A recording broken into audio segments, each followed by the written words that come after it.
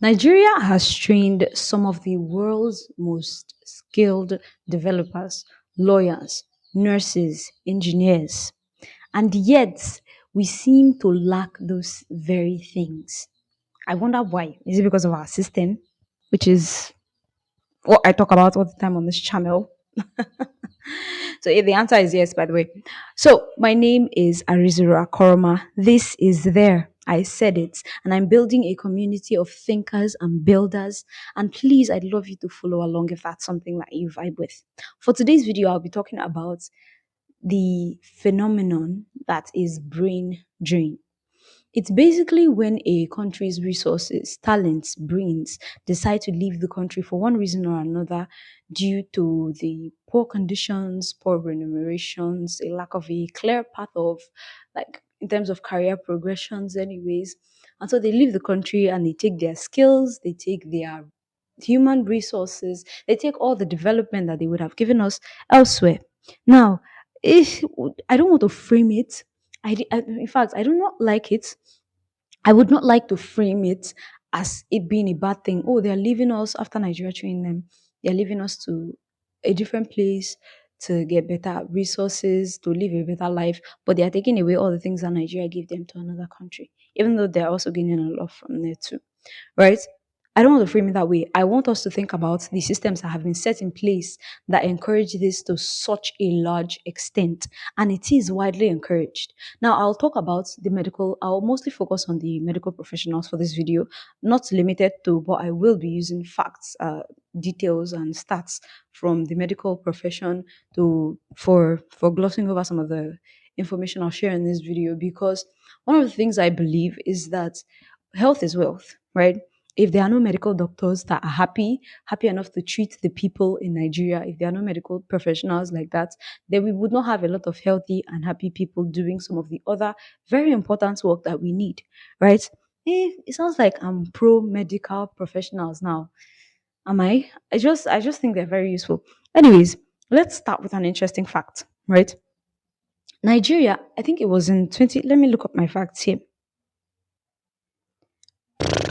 Let's see. So currently, Nigeria has 74,000 registered doctors. No. As of 2022, rather, Nigeria had 74,000. That's not correct. 74,000. Oh, a word just became a sound. Please pardon me. 74K registered doctors in Nigeria, and at the time the population was 2,218 million. That meant that Nigeria had one doctor for every 3,500 doctors. And this basically means that, sorry, this violated the rule rather of the WHO's recommended 1 to 600, was it? Yeah, one for every 600 people, one doctor for every 600 people. Now, this means that we are at a loss. There is severe brain drain for Nigerian doctors. Now, let me introduce you to another fact, right? Two levels to this. First of all, since 2010, Nigeria has spent over $2 billion training medical students alone, right? Now, these medical students will migrate to the UK, to the US, and now the UK has saved $2.7 billion in with regards to, like, has saved $2.7 million in training medical professionals, right? Because what happens is that here in Nigeria, they do the studying. They do the studying here, they do the learning, going through school, and the biggest specialization, right? Then they go to other countries based off of these programs, whatever programs that they manage to get through to, based off of their skills and the things that they've learned.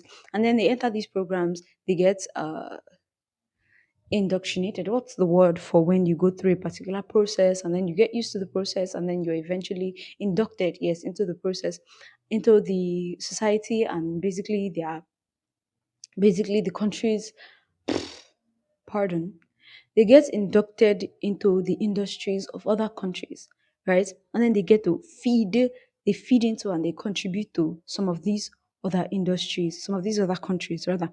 Now, here's a fun thing. As at when this whole thing started, it was in right before the oil boom.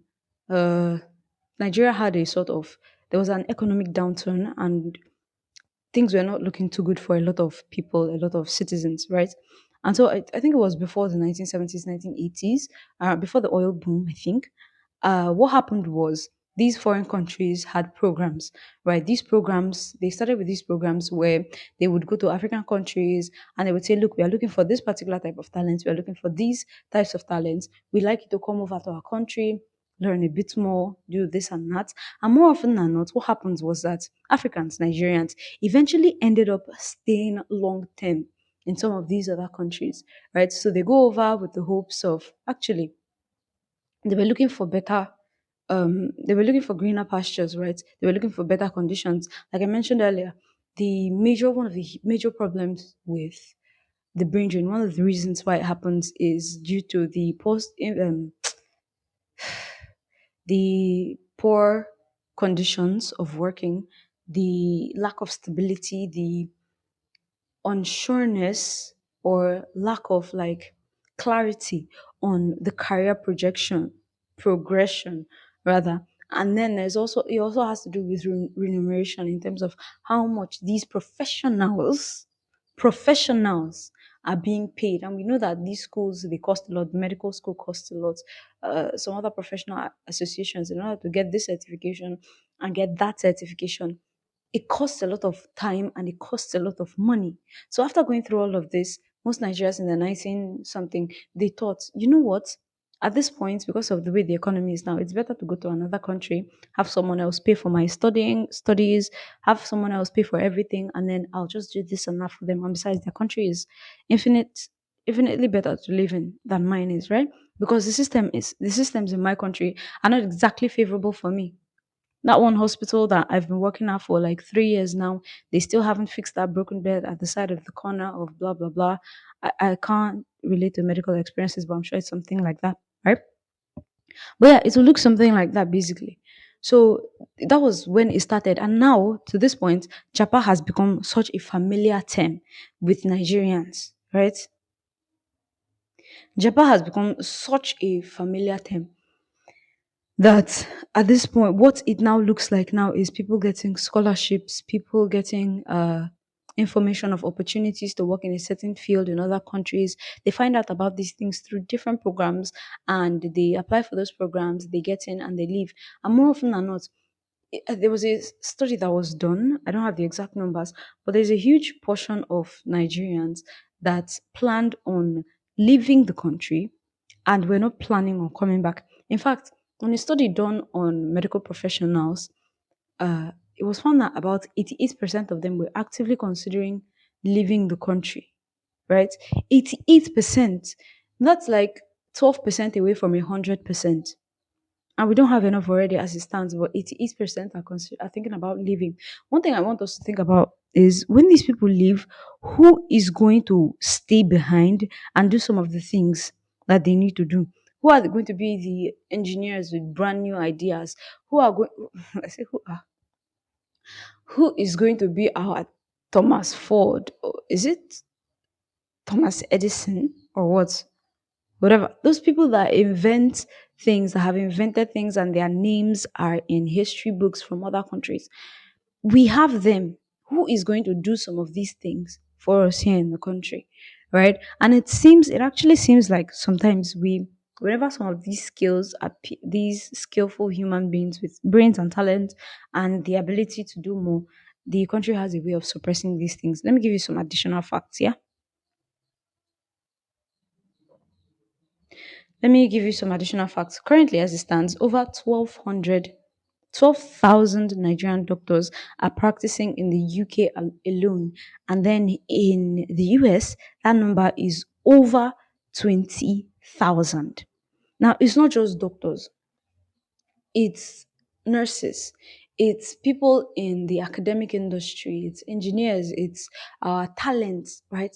These people are all leaving to go to somebody else's country because the systems that we have here is not good enough. And here's one major loss I would say it is for Nigeria. Like I mentioned earlier, Nigeria has spent a lot into training these professionals, right? And then these professionals use the knowledge that they've gained, the specialization that they have experience in, to apply for opportunities in other countries. So we're the ones doing the training. We're the ones setting up the foundation. However, strong, I would say strong. However strong it might be, right? We're the ones setting that foundation, but then another country is getting to reap the benefits while adding value to that person's life, right? So we're losing resources. Now, let's move over to a different section. Let's talk about what can actually be done. And there are a couple of frameworks I have in mind that are worth considering. Now, the first one is to find out what the problem is and fix it. It's as simple as that. Basically, this is that we recognize some of these problems, do a study or take polls or whatever, a survey rather. Do a study to find out exactly what the a larger percentage of people that are planning on JAPA, what exactly their problem is with the systems in Nigeria. Is it the low pay? How much do you want? Right? Is it the infrastructure? Right? Inadequate infrastructure? Is it the unclear career progression? You let us know what these problems are, and then we refine these problems, right? We refine the problems and we make sure that these people get at least several benefits that are suitable for their profession, benefits that make it such that these people are proud to be in this profession in Nigeria, proud to be a medical doctor in Nigeria, proud to be a lawyer, an engineer, an artist. Well, artists, Nigerian artists are proud to be Nigerian artists, so let's leave them for now. Some of these other professions, let's make them actually enjoy working as being called that title in this country. I think that would really, it would even give them a reason to smile more often and do their jobs with like a bit more heart and actually feel good about positively contributing to the country. Now let's talk about the next one, the bilateral agreements. This is a situation where Nigeria can come up with deals and programs with like other countries, and then these programs would basically try to like curb migration, right? Now one of the issues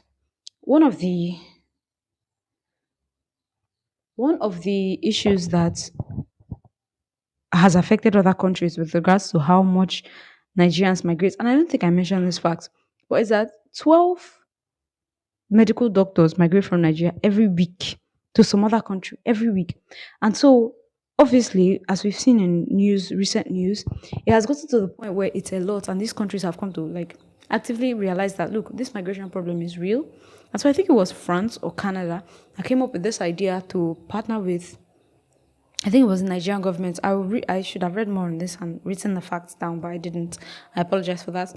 But basically, they had this sort of like agreement or proposed a deal where it would be that the country would help out with activities, with programs that were basically geared towards making sure that Nigerians didn't want to leave Nigeria, right?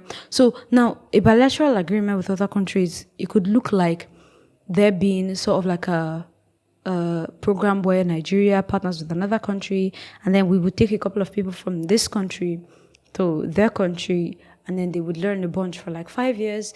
They would come back and then apply some of those things they've learned into our country. And this is something that I feel will create a sense of pride, and it has happened before. It's happened in the past. I think between 2010 to around 2016, 2017, I used to hear of opportunities like this where it would be that a company, the federal government would send people out to different other countries and have them study there for a particular length of time. Sorry, I got traumatized for a bit. I've been traumatized. Okay, so these people would study for a length of time before being brought back into the country to apply some of these things that they've already learned, right? So this is basically the scenario that we want. This is the second framework or solution that I have. The next one is reintegrating the diaspora. So it seems like an odd thing to say, but it's not everybody that leaves that wants to stay gone. There are people that still want to come back to the country, but because of the situation, it just doesn't make sense. And so it's better to stay where they are. But they want to still contribute. Now, how do we let them contribute? Some of the things that we can do is creating genuine pathways for them to contribute, right? Tax incentives, dual practice licenses, and remote contribution frameworks.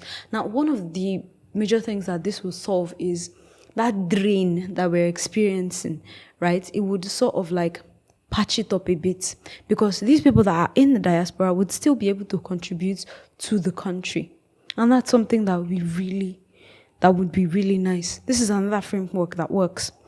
The next framework is to fix the pipeline. Now, a current situation that we have now is where universities are admitting more students than